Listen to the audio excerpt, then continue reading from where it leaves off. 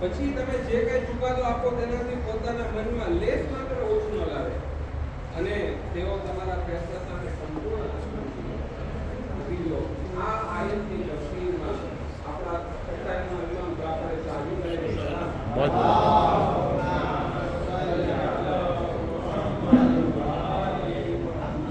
ઇમામ ફરમાવે છે કે આપણી જવાબદારી શું છે તો કે અલૈહિ તસ્લીમ કે સંપૂર્ણપણે તસ્લીમ થઈ જવું એ જ આપણી જવાબદારી. એટલે અલ્લાહ જે હિકમત ગૈબત એને આપણે તસ્લીમ કરી જવું છે આપણી જવાબદારી. હવે આપણે જોઈએ કે આ ગૈબતની અંદર ઇમામથી આપણને ફાયદો મળી ગયો. ઇમામ પોતાની જવાબદારી અદા કરી રહ્યા છે તો એ કયા ફાયદા છે અને કઈ જવાબદારી છે ઇમામ અદા કરે છે? મુખ્ય ત્રણ છે. સૌથી પહેલું તો કે ઇમામ આ દુનિયાની અંદર બીજું કે ઇમામ અલૈહિ સલામ આપણને અને ત્રીજો ફાયદો કે ઇમામ આપણા માટે આપણે સૌથી પહેલું જોઈએ કે અલ્લાહની પૂજા કઈ રીતે છે તો ઇમામ અલૈહિ સલામ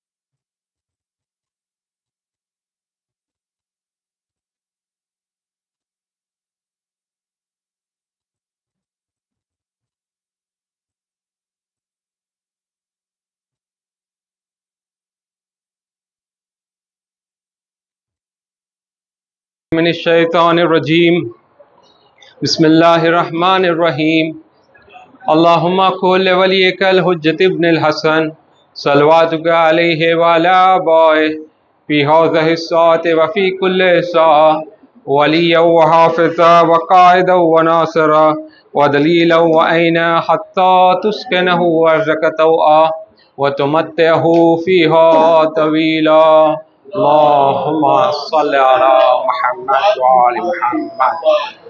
मोहतरम सामीन सलामुन अलैकुम. સૌપ્રથમ હું આપ તમામ હઝરાતને ઇમામ ઝમાન અલૈહિસ્સલામને વિલાદતની મુબારકબાદ પેશ કરું છું. દર વર્ષની જેમ આ વર્ષે પણ આપણે ઝિક્ર મહેદીનું આયોજન કર્યું છે અને આ વર્ષે ઝિક્ર મહેદીના આપણા પહેલા વિભાગનો વિષય છે કે ગૈબતની હિકમત અને ઇમામ અલૈહિસ્સલામના વજૂદથી આ ગૈબતમાં આપણને શું ફાયદો થાય છે. અઝીઝો, અલ્લાહ તબારક વ તાલા કોઈ પણ કામ કોઈ હેતુ વગર નથી કરતા. તેવી જ રીતે ઇમામ અલૈહિસ્સલામને ગૈબત થવી એ અલ્લાહ તબારક વ તાલાની એક હિકમતમાંથી છે. બીજું કે આ ગૈબતની અંદર ઇમામ અલૈહિસ્સલામના વજૂદથી આપણને ફાયદો મળતો રહે છે અને ઇમામ અલૈહિસ્સલામ પોતાની જવાબદારી બહુ સરસ રીતે નિભાવી રહ્યા છે. અને આ ફાયદો કઈ રીતે મળે છે તો એનો જવાબ છે કે જ્યારે રસૂલ અકરમ સલ્લલ્લાહુ અલૈહિ વસલ્લમને પૂછવામાં આવ્યું કે યા રસૂલુલ્લાહ, લોકો ગૈબતની અંદર ઇમામથી કેવી રીતે ફાયદો મેળવશે, તો રસૂલુલ્લાહે જવાબ આપ્યો કે ફાયદો એવી રીતે મેળવશે જેવી રીતે સૂરજથી ફાયદો મેળવે છે જ્યારે તે વાદળોની પાછળ હોય છે. અઝીઝો, તો આપણે જોયું કે ગૈબત એ હિકમત છે અલ્લાહ તબારક વ તાલાની અને આ ગૈબતની અંદર આપણા સુધી ઇમામથી ફાયદો પહોંચતો રહે છે. હવે જ્યારે ગૈબત હિકમત છે તો આપણી શું જવાબદારી છે? આપણી જવાબદારી છે કે આ ગૈબતને આપણે તસ્લીમ થઈ જાય. જેવી રીતે અલ્લાહ તબારક વ તાલા સૂરે નિસાની અંદર ફરમાવે છે કે ના, એવું નથી, તારા પરવરદિગારની કસમ, એ લોકો ઈમાન નથી લાવ્યા સિવાય કે તેઓ પોતાના ઝઘડાઓમાં તમને ફેસલો કરનાર બનાવે. પછી તમે જે કંઈ ચુકાદો આપો તેનાથી પોતાના મનમાં લેશ માત્ર ઓછું ન લાવે અને તેઓ તમારા ફેસલા સામે સંપૂર્ણ તસ્લીમ થઈ જાય. આ આયતની તફસીરમાં સાદિક આલે મોહમ્મદ ઇમામ જાફર સાદિક અલૈહિસ્સલામ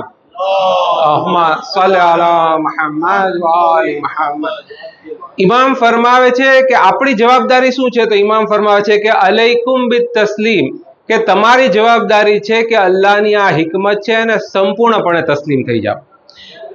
બીજો આપણે નુકતો જેની વાત કરી કે આ ગૈબતની અંદર ઇમામ પોતાની જવાબદારી નિભાવી રહ્યા છે અને આપણને ફાયદો પહોંચી રહ્યો છે.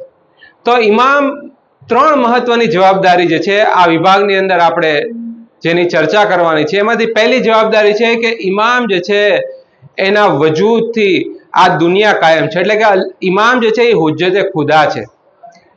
બીજી વાત કે ઇમામથી કઈ રીતે ફાયદો મળી રહ્યો? તો કે ઇમામ થકી આપણને બધી નેમતો મળી રહી છે. અને ત્રીજું કે ઇમામ જે છે આપણા માટે એક રહેમદિલ બાપ સમાન છે. અઝીઝો, સૌથી પહેલું જોઈએ કે ઇમામ હુજ્જતે ખુદા છે. તો ઇમામ સાદિક અલૈહિસ્સલામની મશહૂર હદીસ કે જેમાં ઇમામ ફરમાવે છે કે લવ લલ હુજ્જા લસાખતિલ અર્ઝુ બિઅહલિહા, કે અગર જમીન ઉપર હુજ્જતે ખુદા ન હોત તો જમીન તેના રહેવાવાળાઓ સાથે ઘસી પડત. અઝીઝો, ઇમામના વજૂદથી આ જમીન બાકી છે.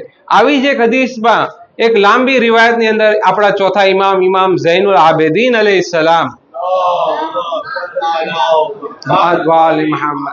ઇમામ ફરમાવે છે કે અમે કાયનાત ઉપર ખુદાવંદે આલમની હુજ્જત છીએ. અમે જમીન વાસીઓ માટે એવી રીતે અમનો અને અમાન છીએ જેવી રીતે આસમાન વાળા માટે સિતારાઓ હોય છે. અમે જ એ લોકો છીએ કે જેમના આધારે ખુદાવંદે આલમે આસમાનને જમીન ઉપર પડી જવાથી રોકી રાખ્યું છે. અમે જ છે કે જેના કારણે અલ્લાહ વરસાદ વરસાવે છે અને આસમાનમાંથી રહેમતો અને બરકતો નાઝિલ કરે છે. પછી છેલ્લે ઇમામ કહે છે કે અલ્લાહની કસમ, જ્યારથી ખુદાવંદે આલમે જનાબે આદમ અલૈહિસ્સલામને પેદા કર્યા છે ત્યારથી આજ સુધી આ જમીન હુજ્જતે ખુદાથી ખાલી નથી. ભલે પછી તે હુજ્જતે ખુદા જાહેર હોય કે ગૈબતમાં હોય.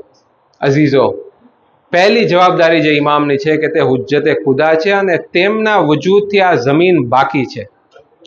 બીજું કે ઇમામ અલૈહિસ્સલામ જે છે તેમના વડે અને તેમના ફૈઝથી, તેમના માધ્યમથી આપણને બધી નેમતો મળે છે. તો આપણે દુઆએ અદિલાના જુમલા જોઈએ કે જેની અંદર આપણે પઢીએ છીએ બેયુમને રોઝિકલ વરા વ વજૂદહી સબતતિલ અર્ઝ વસ્સમા, કે તેમના કારણે એટલે કે ઇમામ મહેદી અલૈહિસ્સલામના કારણે આપણને રિઝ્ક મળે છે અને તેમના વજૂદથી અલ્લાહે જે છે આસમાનને જમીન ઉપર પડી જવાથી રોકી રાખ્યું છે.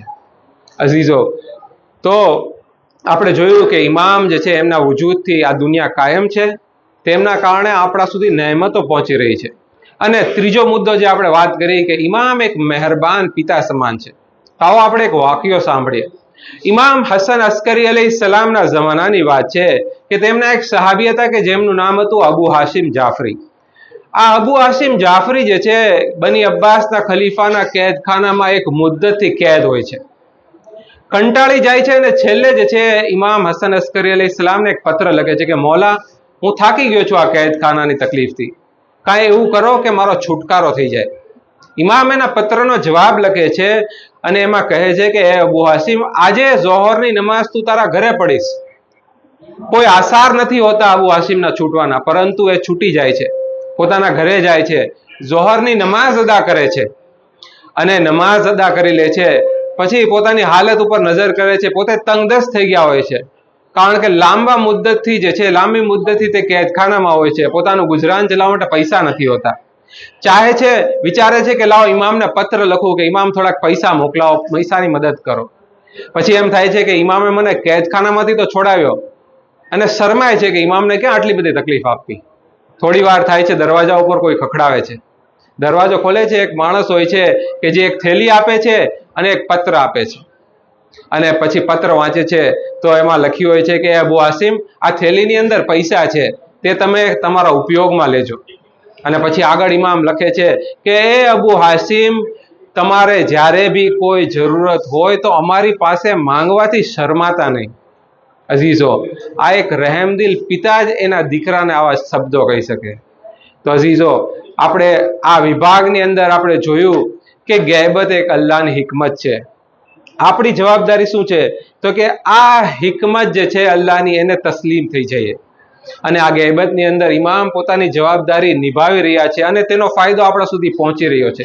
પહેલો ફાયદો એ છે કે હુજ્જતે ખુદા છે તેમના વજૂદથી આ જમીન બાકી છે. બીજો ફાયદો એ છે કે આપણને જે બી નહેમતો મળી રહી છે એ ઇમામ અલૈહિસ્સલામના થકી આપણને મળી રહી છે. અને ત્રીજો કે ઇમામ જે છે આપણી ઉપર નજરે કરમ કરી રહ્યા છે, જેવી રીતે એક બાપ જે છે પોતાના દીકરાનું ધ્યાન રાખે છે. અઝીઝો, આગળનો વિભાગ જે છે એની અંદર આપણે જોશું કે ઇમામ અલૈહિસ્સલામ દીની મસાઇલ હલ કરવાનો સ્ત્રોત અને માધ્યમ છે. બર મોહમ્મદ વાલી મોહમ્મદ સલવાત શૈતાનિર્રજીમ બિસ્મિલ્લાહિર रहमानिर रहीम સલ્લલ્લાહુ અલૈકા યા વલીયલ અસ્ર અદરિકના બિરાદરાને અઝીઝ સલામુન અલૈકુમ. આપણે આગળના વિભાગમાં જોયું કે ઇમામે ઝમાના અલૈહિસ્સલામની ગૈબત એ એક હિકમત છે અને ઇમામ અલૈહિસ્સલામ વાસ્તે ફૈઝ છે. આ વિભાગમાં આપણે ઇન્શાઅલ્લાહ જોશું કે ઇમામે ઝમાના અલૈહિસ્સલામ દીની મસાઇલ હલ કરવાનો સ્ત્રોત અને માધ્યમ છે.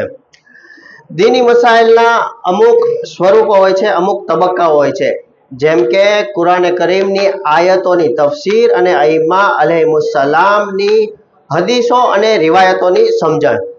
બીજું, ઇસ્લામ વિરોધી શંકાઓના જવાબ આપવા. અને ત્રીજો મુદ્દો એ છે કે શરઈ હુકમોનું બયાન કરવું. અને ચોથો પોઈન્ટ એ છે કે લોકોના આંતરિક વિરોધાભાસમાં ફેસલાઓ કરવા. હવે આ બધી બાબતમાં અઈમ્મા અલૈહિસ્સલામની રવિશ શું હતી એ જોઈએ. પ્રથમ તો એ હતું કે ઇમામ અલૈહિસ્સલામ ખુદ પોતે ડાયરેક્ટ લોકોના સવાલના જવાબ આપતા હતા, પરંતુ અઈમ્મા અલૈહિસ્સલામ માટે દરેક સમયે ડાયરેક્ટ લોકોને માટે રૂબરૂ જવાબ આપવાના અનુકૂળ સંજોગ ન હતા, કારણ કે હુકુમત તરફથી સતત તેમના ઉપર પાબંદીઓ હતી. આથી અઈમ્મા અલૈહિસ્સલામે બીજી રીત એ અપનાવી હતી કે તેમના ભરોસા પાત્ર અસહાબો થકી લોકો સુધી પોતાનો પેગામ પહોંચાડ્યો અને મસલાઓના હલ કર્યા. અમુક એક્ઝામ્પલ આપણે જોઈએ કે જ્યારે હજરત અમીરુલ મોમિનીન અલી અલૈહિસ્સલામ પોતાની જાહેર ખિલાફત ઉપર આવ્યા, ત્યારે તેમણે મક્કાએ મુકર્રમામાં તેમના એક સહાબી કસમ બિન અબ્બાસને એમના પ્રતિનિધિ તરીકે નિયુક્ત કર્યા અને પત્રમાં આ મુજબ લખ્યું. શું લખ્યું? કે સવાર અને સાંજ લોકોની સાથે બેસો, તેમના મસાઇલ પૂછનારને જવાબ આપો અને જાહિલોને તાલીમ આપો, અને આલિમ સાથે ઇલ્મની ચર્ચા કરો. બીજી એક રિવાયતમાં બાકિરુલ ઉલુમ હજરત મોહમ્મદ બાકિર અલૈહિસ્સલામ ફરમાવે છે, અલ્લાહુમ્મા સલ્લી અલા મુહમ્મદ વ આલે મુહમ્મદ. પોતાના એક સહાબી કે જે અબાન બિન તગલબ જેમનું નામ હોય છે, તેમને ફરમાવે છે. શું કહે છે ઇમામ? કે ઇજલિસ ફી મસ્જિદિલ મદીનતે વ અફતિન નાસે ફા ઇન્ની ઉહિબ્બુ અન યરા ફી શિયતી મિસ્લો. એટલે કે મદીનાની મસ્જિદમાં બેસો અને લોકોને ફતવા આપો. હું મારા શિયાઓમાં તમારા જેવા લોકોને જોવા ચાહું છું. 10મા ઇમામનો દોર જોઈએ કે જે હજરત ઇમામ અલી રકી અલૈહિસ્સલામનો જમાનો હતો, કે જે અબ્બાસી ખલીફાનો જમાનો હતો, જેમાં ખૂબ જ પાબંદીઓ હતી. કે ત્યારે એ સમયમાં એક એમના સહાબી કે જેમનું નામ હતું અહેમદ બિન ઇસ્હાક, કે જે ઇમામને પૂછે છે કે હું કોની સાથે સંપર્ક રાખું અને કોને મસલાઓ પૂછું અને કોની વાતને કબૂલ કરું? તો ઇમામ અલૈહિસ્સલામે જવાબમાં ફરમાયું. શું ફરમાયું? કે ઉસ્માન બિન સઈદ અલ અમરી અમારા ભરોસાપાત્ર વ્યક્તિ છે. જે વાતો તેઓ અમારા તરફથી પહોંચાડે છે તે અમારી વાતો હોય છે, અને તે જે કાંઈ અમારા તરફથી બયાન કરે છે તે અમારા કલામ હોય છે. તેમની વાત સાંભળો અને તેમનું અનુસરણ કરો. તેઓ અમારા ભરોસાપાત્ર વ્યક્તિ અને અમાનતદાર છે. હદીસનું તારણ બિરાદરાન એ છે કે અઈમ્મા અલૈહિસ્સલામના જમાનામાં પણ દરેક સમયે લોકોની પહોંચ ડાયરેક્ટ ઇમામ સુધી શક્ય ન હતી. એવા સમયમાં અઈમ્મા અલૈહિસ્સલામની પદ્ધતિ એ હતી કે અમુક ભરોસાપાત્ર અસહાબોની નિમણૂક કરી હતી અને લોકો સુધી હિદાયતનો ફેઝ પહોંચાડ્યો હતો. બલકે ઇમામ અલૈહિસ્સલામે આવા ભરોસાપાત્ર અસહાબ જોવાની પોતે ઉમ્મીદ દર્શાવી હતી. ઇમામ અલૈહિસ્સલામે આ જવાબદારી અસહાબોને સોંપી અને લોકોને તેમની તરફ રજૂ થવાનો હુકમ આપ્યો હતો.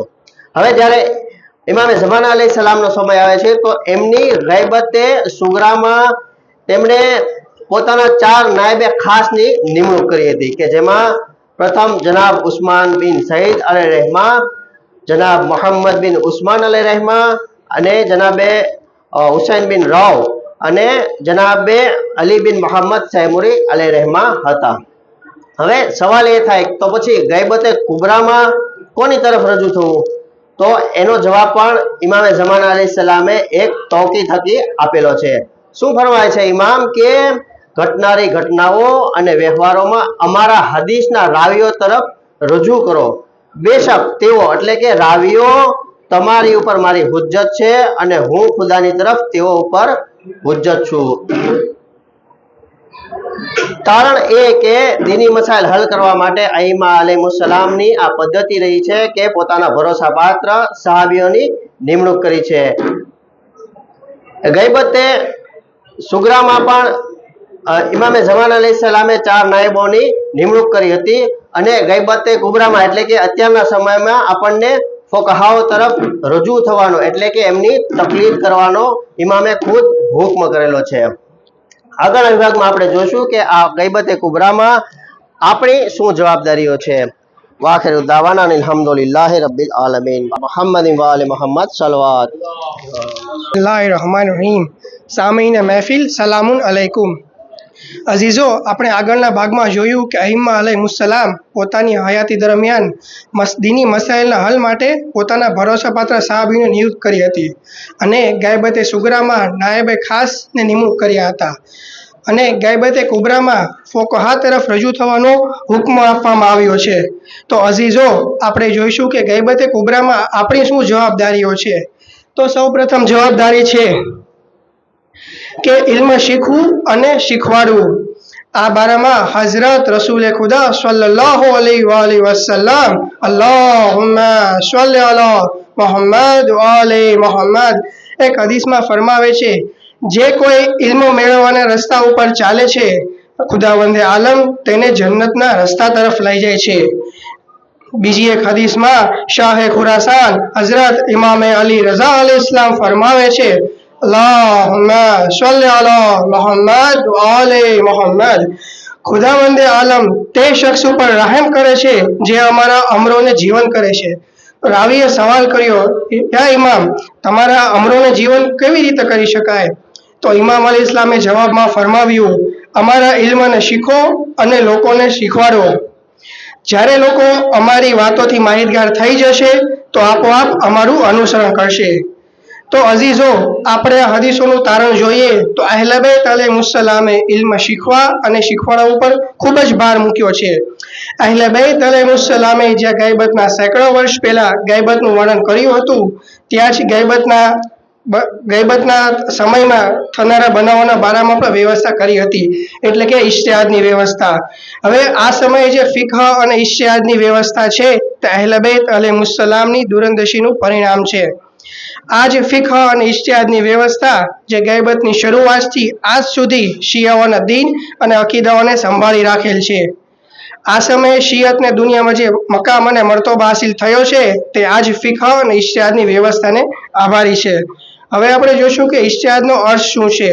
ઇજ્તિહાદનો અર્થ એમ થાય છે કે કુરાને કરીમની આયતો અને રિવાયતો થકી અહલે બૈત અલૈહિસ્સલામે નક્કી કરેલા કાનૂનો અને સિદ્ધાંતોની રોશનીમાં ખૂબ જ મહેનત કરી તેમાં છુપાયેલા મોતીઓને શોધી કાઢવા.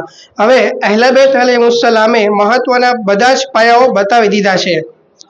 એક હદીસમાં ઇમામ જાફરે સાદિક અલૈહિસ્સલામ અલ્લાહુમ્મા સલ્લી અલા મુહમ્મદ વ આલે મુહમ્મદ ઇરશાદ ફરમાવે છે, સિદ્ધાંતો અને કાનૂનો બયાન કરવા એ અમારું કામ છે અને તેમાંથી જુઝિયાત એટલે કે તેનું બારીક અવલોકન કરી તેના દરેક પાસાઓ તરફ ધ્યાન આપવું તે તમારી જવાબદારી છે. બીજી એક હદીસમાં ઇમામ ફરમાવે છે, બેશક હઝરત રસૂલ ખુદા સલ્લલ્લાહુ અલૈહિ વસલ્લમ અલ્લાહુમ્મા સલ્લી અલા મુહમ્મદ વ આલે મુહમ્મદ એ હલાલ ઠેરાવેલી વસ્તુઓ કયામત સુધી હલાલ છે અને હરામ ઠેરાવેલી વસ્તુઓ તા કયામત સુધી હરામ છે. હવે અઝીઝો આ હદીસોનું તારણ જોઈએ તો અઈમ્મા અલૈહિસ્સલામે પાયાના સિદ્ધાંતો બતાવી દીધા છે અને ફકીનું કામ ફક્ત અહેલ બેત અલૈહિસ્સલામે બતાવેલી રિવાયતો વડે લોકોના મસલાનો હલ તલાશ કરવાનો છે. હવે આજના જમાનામાં એક સવાલ થાય છે કે રિવાયતોની કિતાબ મોજૂદ છે, દરેક વસ્તુ કિતાબમાં અવેલેબલ છે, તો શા માટે આપણા દીની મસાઇલના પ્રશ્નો માટે ફોકહા તરફ રજૂ થઈએ, મુજ્તહિદ તરફ રજૂ થઈએ? તો એનો સિમ્પલ જવાબ છે કે આજના ઇન્ટરનેટનો દોર ચાલી રહ્યો છે જેમાં મેડિકલ, એન્જિનિયરિંગને લગતી દરેક પુસ્તકો અવેલેબલ છે. તો આ ખુદાના ખાસ્તા આપણા ઘરમાં કોઈ બીમાર પડે તો શા માટે કોઈના સ્પેશિયલ ડૉક્ટર પાસે જઈએ છીએ, બલકે તેની કિતાબો નેટ ઉપર મોજૂદ છે, યુટ્યુબ પર આપણે માહિતી મેળવી ઈલાજ કરી શકીએ, કેમ નથી કરતા? એવી જ રીતને આપણે ઘર બનાવવું હોય તો આપણે કેમ એના એક્સપર્ટ એન્જિનિયરને બોલાવીએ છીએ? તો આનો જવાબ એ છે કે તમામ પુસ્તકોથી દરેક ઇન્સાન યોગ્ય ફાયદો નથી ઉઠાવી શકતો.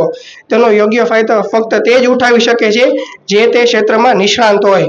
હવે આ બાબતો રિવાયતો માટે પણ લાગુ પડે છે. રિવાયતો તો કિતાબમાં મોજૂદ છે જ અને તે દરેક લોકોની પહોંચમાં પણ છે, પરંતુ તેનાથી સાચો અને યોગ્ય ફાયદો ફક્ત તે જ મેળવી શકે છે જે ઇલ્મને ક્ષેત્રમાં ઊંડી સમજણ ધરાવતો હોય, એટલે કે નિષ્ણાંત હોય. હવે અઝીઝો આપણી જિંદગીમાં મુજ્તહિદનો મકામ ખૂબ જ બુલંદ છે, પરંતુ અહીં આપણે જોવું જોઈએ કે ઇમામ અલૈહિસ્સલામ અને મુજ્તહિદ વચ્ચે એક ફર્ક છે. ઇમામ અલૈહિસ્સલામ માસૂમ હોય છે, જ્યારે કે મુજ્તહિદ ગૈરે માસૂમ હોય છે. ઇમામ અલૈહિસ્સલામનું ઇલ્મ અલ્લાહ તરફથી અતા થયેલું ઇલ્મ હોય છે અને જ્યારે કે મુજ્તહિદે દુનિયામાં હાસિલ કરેલું ઇલ્મ હોય છે. ઇમામ અલૈહિસ્સલામ શરીયત અને કાનૂન અલ્લાહ તરફથી લઈને આવે છે, જ્યારે કે મુજ્તહિદનું કામ શરીયત તાલીમાતને સમજાવવાનું છે. મુજ્તહિદ પાસે પોતાના દરેક ફતવા માટે એક શરઈ દલીલ હોય છે અને મુજ્તહિદ પોતાની રાયથી કામ નથી કરતા, માટે જ મુજ્તહિદની તકલીદ કરવામાં હુકમ આપવામાં આવ્યો છે. હવે અઝીઝો આપણે આ ભાગના તારણો જોઈએ તો સૌથી પહેલું છે ગૈબતે કુબરામાં આપણી જવાબદારી છે કે ઇલ્મ હાસિલ કરીએ અને તેને લોકો સુધી પહોંચાડીએ. બીજું, અગર આપણે શરઈ અહેકામમાં ઊંડી સમજણ નથી ધરાવતા તો મુજ્તહિદની તકલીદ કરીએ. અને ઇમામ અલ્લાહ તરફથી ઇલાહી ઇલ્મ અને ઇસ્મત ધરાવે છે, જ્યારે કે ફકીહનું કામ અઈમ્મા અલૈહિસ્સલામની રિવાયતોથી લોકોના મસાઇલનું હલ ઉકેલવાના શું. તો આખિરમાં અલ્લાહ પાસે દુઆ કરીએ કે ઇમામ અલૈહિસ્સલામને ઝુહુરમાં જલ્દી કરે અને એના નાસીરો અને મદદગારોમાં આપણો શુમાર કરે. આખિરુ દાવાના અનિલ હમ્દુલિલ્લાહિ રબ્બિલ આલમીન. અલ્લાહુમ્મા સલ્લી અલા મુહમ્મદ વ આલિ મુહમ્મદ.